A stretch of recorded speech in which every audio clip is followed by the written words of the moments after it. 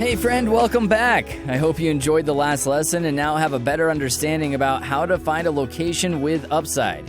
Before I start discussing about the pricing and how to evaluate or analyze the pricing, there is an important element that you need to consider, and that is the builder reputation and track record. Assuming you have found a project in the pre-construction phase that interests you, you will need to investigate the builder's and developer's reputation and completion rate before deciding to move forward with buying one of their condos. If you are not sure where to start investigating your builder's track record and his reputation, you can always visit one of their other developments and speak with homeowners, ask your realtors, and search online for reviews, testimonials, or news related to the builder and the developer. When investigating your builder or developer's reputation, you should always remember that many builders have happy and unhappy past clients. When researching builders and developers, look for trends in reviews and make sure that you cover any concerns you may have in the purchase agreement documents. You can also ask if your agent has worked with the builder or developer in the past and or is aware of their reputation. Another good place to look into your builder and developer is local home builders' websites. If you're in the Greater Toronto Area, you can check out the Greater Toronto Area's Building Industry and Land Development Association website, BILD. You can find the link in the description here. Now, let's talk about the price. First thing you need to understand is that condo price is calculated based on price per square foot, also known as P.S.F. This is how we can compare one project to another one. For example, let's say that you are investing in an average one-bedroom apartment which is 500 square feet at $1,000 per square feet. This means the price of your unit is $500,000. A condo at that price normally is within the premium location in Toronto. In order for you to make money from your investment, the price per square foot needs to increase, and in order for that to increase, demand for that area must increase, which this happens quite often in Toronto, especially near a subway station or university. Now, if that is too expensive for you, you can find a condo outside a premium zone with lower price per square foot. You've got to make sure that there's potential to grow. But how do you do that to ensure the project is worth the investment and the wait time? It's simple. At first, you've got to look at the price per square foot in the resale market. And if you are under that, just go for it. Because when your project finishes, it will be the newest in the area, and that means it will have the highest price per square foot. In addition, you'll also gain the appreciation over the build time. So it's a double dipping from an investment grow. The second important item to look for is the cash flow, which is the paramount principle of real estate investing.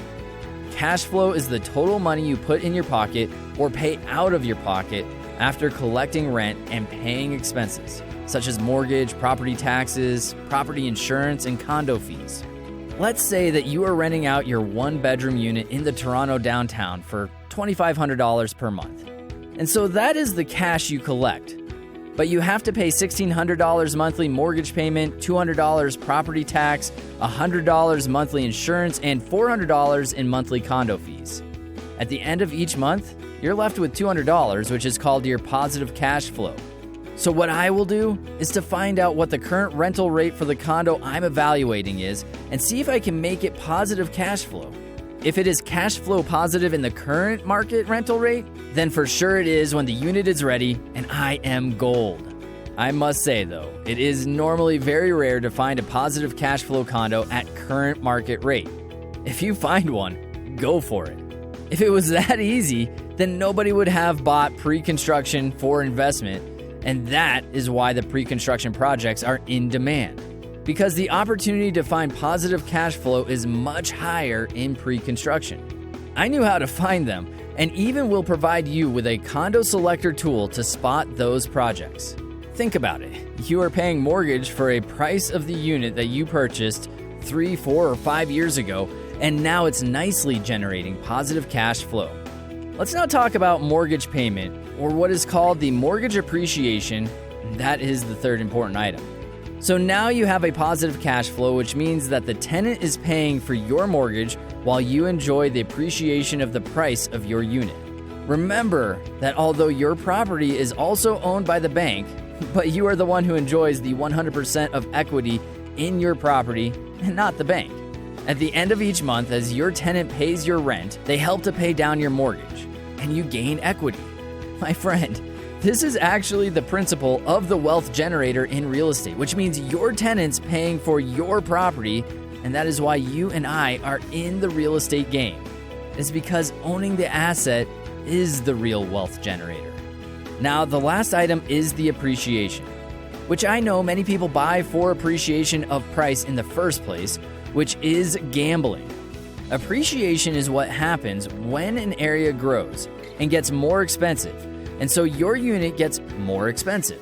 When we look at the locations with upside, we are looking for locations that have the ability to appreciate in value.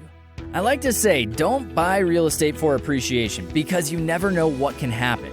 We all can only do our best to find the upside location. Let's take a look at the Toronto condo market, which has been appreciating quite nicely in the last decade and didn't see a drop-off even during the past recession. The average appreciation rate for condos in the last 13 years has been around 8% per year. But please do not buy solely betting on appreciation, as it is really a bet. I am personally very conservative, and when looking at appreciation, I always go for 50% of current value. So I use around 4% when analyzing my number. Please refer to my condo investment analyzer tool and put the numbers to find if your target project is a good investment to buy. Let's wrap it up and give you a summary of today's lesson. First, we talked about the price per square foot when buying a condo and how to determine if the project is worth the investment. Second, we talked about how to find if your condo is generating positive cash flow or at least pays all the expenses so you don't need to put in money from your pocket. Third, we talked about your mortgage appreciation as it is being paid by the tenant. And fourth, and the last item to consider, is the price appreciation, which really should come as a bonus to you. But do not select a condo solely due to this reason.